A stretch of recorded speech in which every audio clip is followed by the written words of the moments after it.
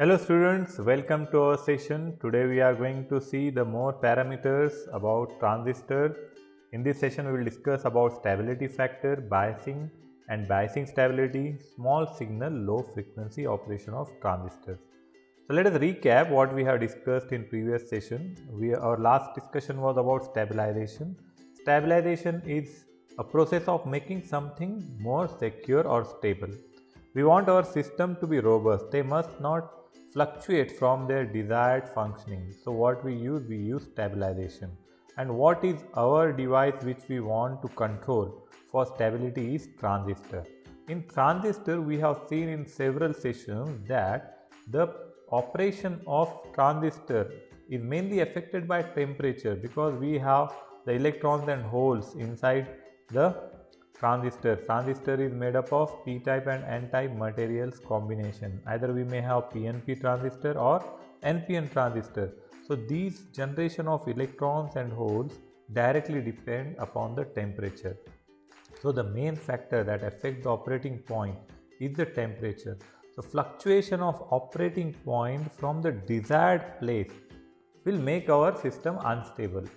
We want our system to work on a stable desired position. While using, if you might have used the radio FM channels, and if you use the knob to set the channel frequency, you have to fine tune it. You will get some noise in the surrounding frequency range. You have to fix it. Why we fix that particular point? Because it will give us some noise less signal.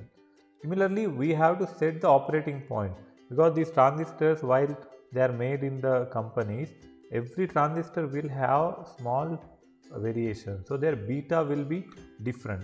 So as temperature increases, the value of IC, that is output current, and beta and VBE gets affected. Input voltage, output current and beta changes. And what is ICBO? ICBO is the leakage current. We have discussed in our previous session. Leakage current concept is very important. To reduce, to handle all those things, only we are using the stabilization processes.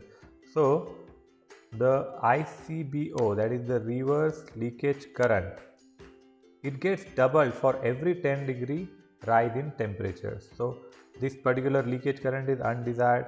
It may also increase, and the input voltage will decrease with increment in the rise in the temperature. So if 1 degree of temperature is increased, then input voltage gets decreases by 2.5 volt, 2.5 millivolt. So what is the problem? We have to set the operating point, but it directly depends on the temperature. So we have to make some alteration in the circuit itself, which may fix that operating point at the desired level. So let us discuss about them. So stabilization. What is the need of stabilization? Because our device is temperature dependent and there are some manufacturing defects, because we are talking about the mass production. There will be millions of transistors prepared at one batch, and small impurity may damage many of the devices, and there may be thermal runaway due to excess of electrons and holes. There may be a lot of temperature created inside the circuit and it may damage itself. So that is the thermal runaway. So we have to refer the leakage current concept. So the self-destruction of device due to increment in temperature is related to thermal runaway. Now we will discuss about the stability factor. We know what is stability, what is the need of stability. Now we have to discuss what is the stability. It is denoted by S. Normally in most of the textbook it is denoted by S. And what we have to fix? We have to fix the leakage current with our beta and the IB. So this is the general expression of output current. If IC is the output current, collector is the output side, then this is the general expression of IC. We have to remember this expression. IC is equal to beta IB plus beta plus 1 ICO, where ICO is the leakage current. So let us see what is stability factor. Stability factor, in short, we have to control this parameter ICO. So this should be nullified. There should not be any leakage. So we have to prepare a simple expression where we can fix this particular value. So this basic expression of stability factor is IC, that is output current by ICO. And what we are saying, the ideal value of this S should be 1. So what is the logic behind it? If it is 1, that means these two values are same. That means what is our output current? Output current is desired. ICO is not desired. So if both of them are same, that means it is not a separate quantity, it is part of the output current itself. Then we get stability as 1. That means the system is completely stable and there is no separate leakage current, right? There is another equation for this. We will stick to this simple expression of stability. Now stability factor is also dependent upon the VBE, that is input voltage between base and emitter. So it is given by output current by input voltage. So what is this? These are the partial terms we are taking, partial derivative. It can also be written in terms of delta because we are taking small portion of this particular thing. And the third parameter along with the leakage current, the voltage, we also have beta. So it is also expressed in terms of beta, stability factor. It is dou IC by dou B. So we have to remember about stability factor expressions. In numericals we may use them. So now biasing and bias stability, we have to stable the circuit. So we use some techniques. Those techniques are called as the biasing techniques. It is a simple meaning that we have to apply some voltages, that is the suitable DC values. We have to fix the circuit by adding some resistors or the voltage source so that the operating point will be at a desired position. It will not change. If you remember, we will have the graph of our characteristic of current, and on that graph we may have the variation of the values and we fix some point. We call it as the operating point or Q. It's all about fixing this point. So to fix this point, we will make variation in the circuit itself. We will call it as the biasing. So there will be biasing techniques. So this Q point, it depends on two things: the amplitude of the signal, the input, how it is there, the signals, how they are varying. Amplitude of a signal will have something like this. Transistor's main function is amplification, to increase the strength of weak signal. So what is the amplitude of the particular signal? And the load. The load is the place where we are using the output of transistor, right? So for this we have the various techniques of biasing. These are important. First is fixed bias, second is fixed bias with emitter resistance, third one is voltage divider, and fourth one is voltage feedback. So let us check them one by one. The first one, fixed bias, is the most simple structure. So here we can see the fixed bias circuit. In this circuit, this is the actual circuit. Here we have to remember that there are two resistors and this one is the equivalent simplified circuit. This side is input, Vin is input, Vo is output. In between input and output we have some supply voltage VCC, right? So base emitter loop is the input side. So we have to remember that input. What is the input side? In input side we have this base and this emitter. So if you want to find out the expression for input side, what we will do? We have to find out the input. This total voltage will get divided from this top to bottom. All the circuits will start at higher potential, that is VCC. So this is a higher potential and the lower potential is ground, right?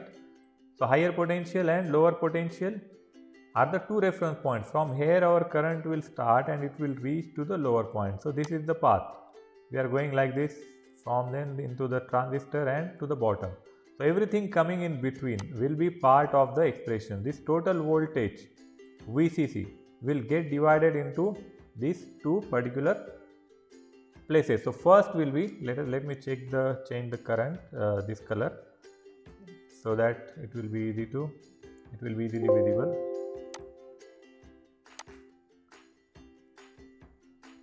Okay, so now this is our path. Our path is going from the,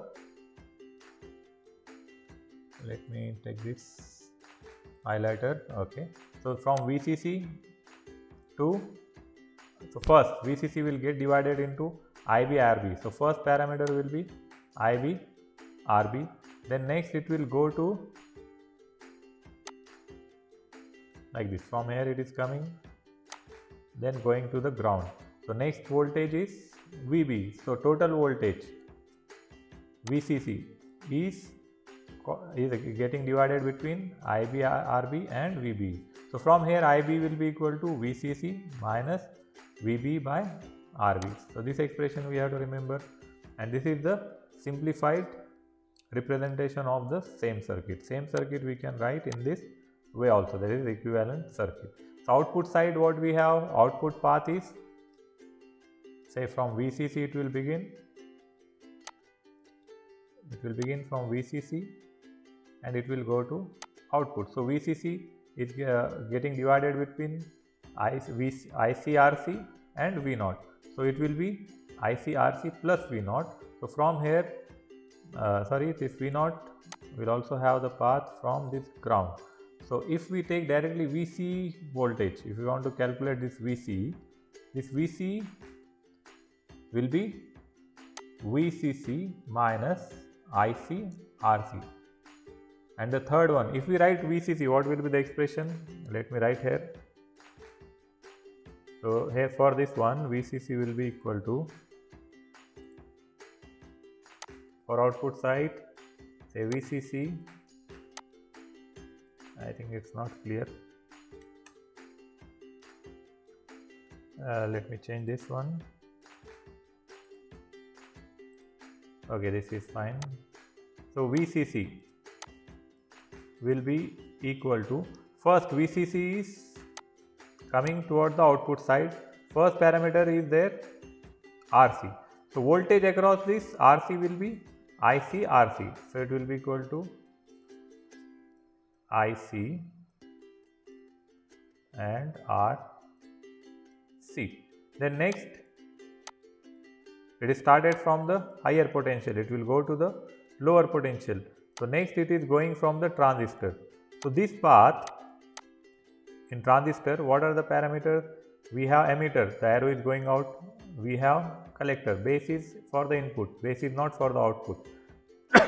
So for output, this voltage is VCE, voltage across collector and emitter. So it will be equal to VCE.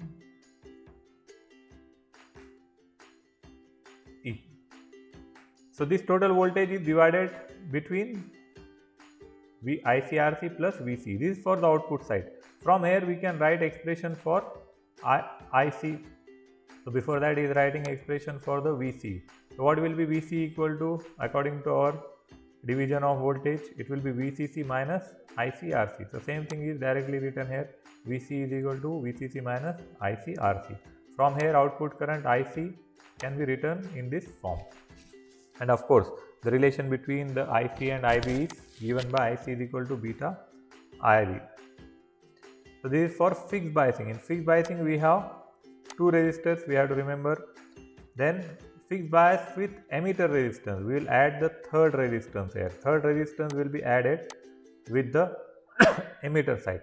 So in the same way, we will calculate the input side. Input is the base emitter, right? So base emitter input will go, say from here, first VCC will go into IBRB, then into the transistor. In transistor, what are these two terminals? These are base and emitter. So VB, voltage across base and emitter. And third one is the IERE, because it is going from this particular third resistor also. So from this we can calculate IB. IB will be some expression like this, where we are keeping IE is equal to beta plus 1 into IB. Same way output side we can calculate. Output is collector emitter loop. So we will start from here. It will go like a straight line. So from here again VC will be equal to VCC minus IC RC plus IE RE. So IC is common, so we are writing it as VCC minus IC into RC plus RE. So this is fixed bias circuit with emitter resistance with 3 resistances. And the third one is voltage divider. This is more commonly used. Here we have to remember that there are 4 resistors. So for this, in similar way, we are simplifying this part. Here we have say 2 input side resistance R1, R2. These 2 we can simplify and written in a common way by using Thevenin's equivalent resistance. For this we use some formula of parallel resistance. These are parallel resistances. So this can be written as R1 R2 by R1 plus R2. So this is the equivalent Thevenin's resistance. Similarly, if we are making resistance common, we have to take the Thevenin's input voltage also. For input voltage there is formula VCC, the supply voltage, into R2 divided by R1 plus R2. So by combining this expression we get the input current IB. So in simplified circuit we can write it like this. Either we can draw 4 resistors or we can draw a single RTH and VTH along with the remaining part. The coupling capacitors C1 and C2 can be omitted from all the circuits in simplified version. This we will understand in the coupling amplifiers. It will come in the later stage. Right now we don't have it in this particular topic. Just we have to remember that C1 and C2 are the coupling capacitors.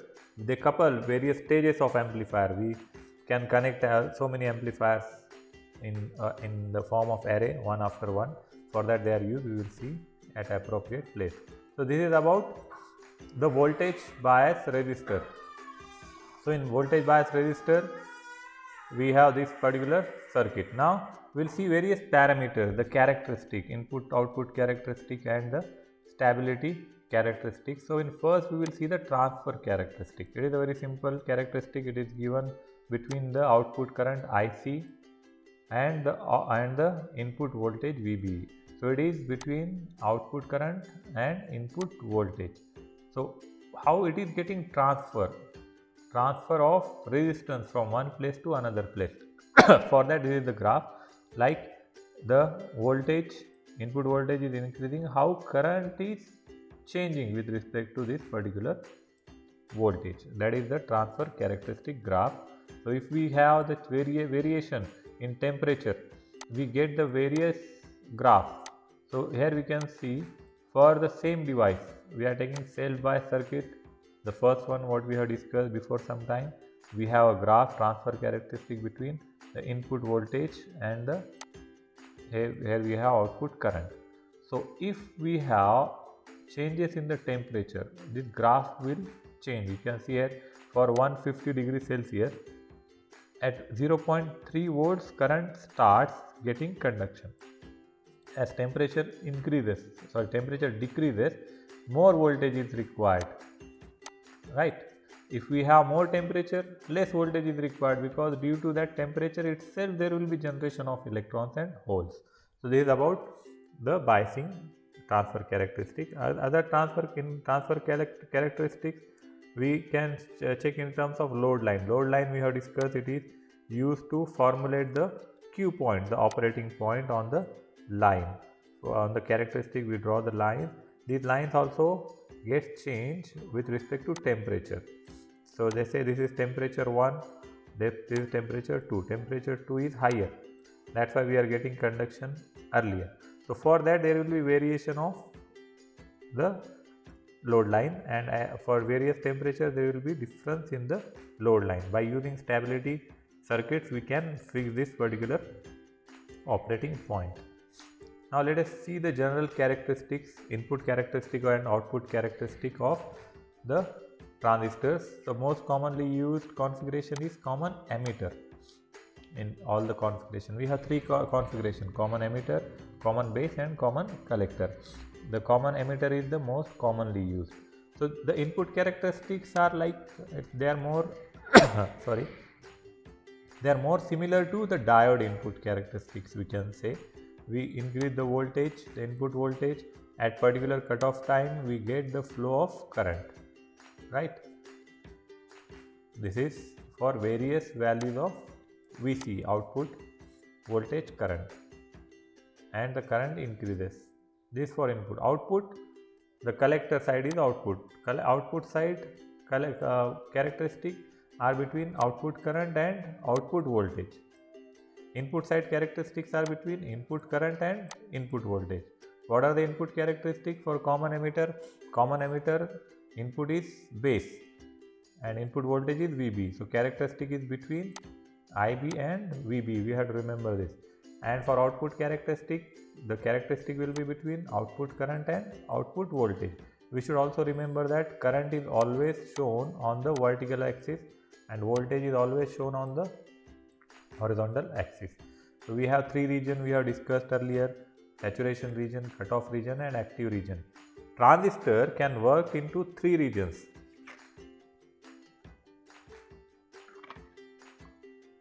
Either it will be off, that is cutoff region, it may be on, saturation region, or it may be used as amplifier. That particular region is called as the active region. In this we have to find out the correct operating point.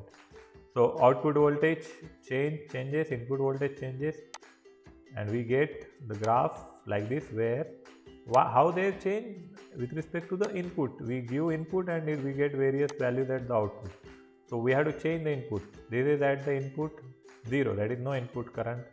When current is increasing slowly, it is going up to 60 milliampere. As input current is increasing, we are changing the input current, and output current is also increasing like this. This graph we have to remember. This also you have to revise. Earlier we have discussed transistor, when it is input is forward, output is reverse, it is active region. When input is reverse, output is forward, it is reverse active. When both are reverse, it is off.